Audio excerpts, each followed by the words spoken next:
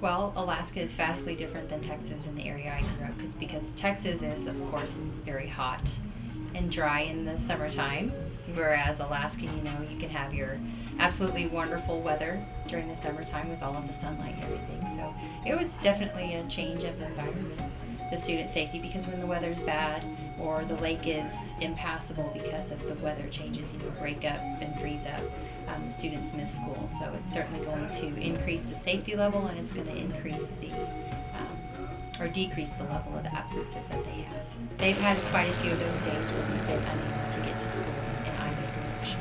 At times it can be extremely hazardous on an annual basis. There's, some people who have fallen in to the lake, whether it was because of rough waters or because of falling through thin ice or not being able to see as they cross. So there have been some instances of people going actually into the water.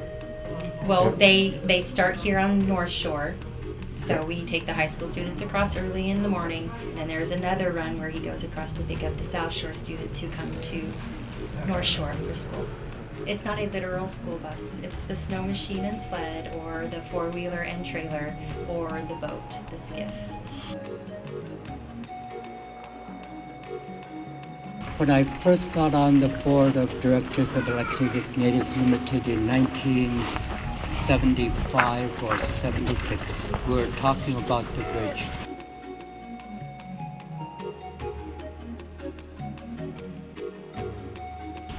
I live on the north side, right below the ETC. We used to cross the lake. I used to live on an island over there, and crossing the lake was terrible when the weather's changing. Like when it first freezes, the ice is too thin to cross, and you can't use a boat. So you're kind of stuck until the ice gets thick enough or the ice breaks. This was a long time ago. My grandpa told me it's a two-part word, means alak, which is a swear word. Nah. And you pick it means, well, I should not, like if you hit your tongue, Allah,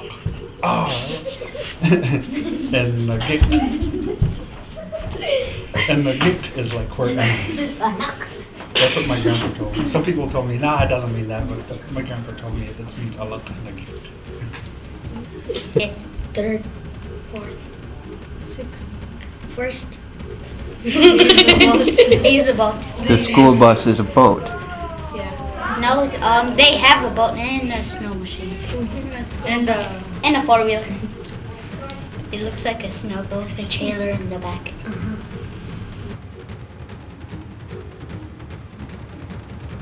So they just go by our house and then pick us up. And then drop us off and then go get the South Shore people. There's the sauce. Mm-hmm. Jamal, Gary, Aiden, Autumn, Allison. The site of where the new road will be.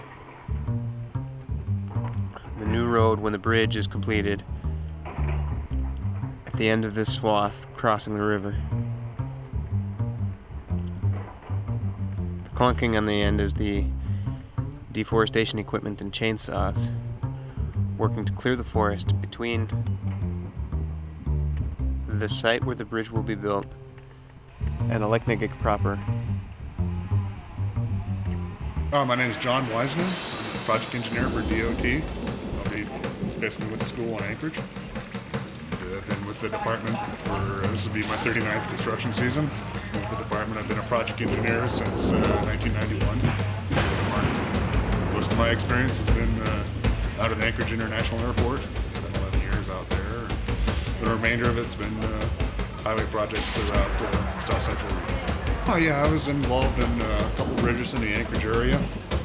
Campbell Creek on Diamond Boulevard, the Seward Meridian intersection on the Park Highway in Wasilla, Alaska.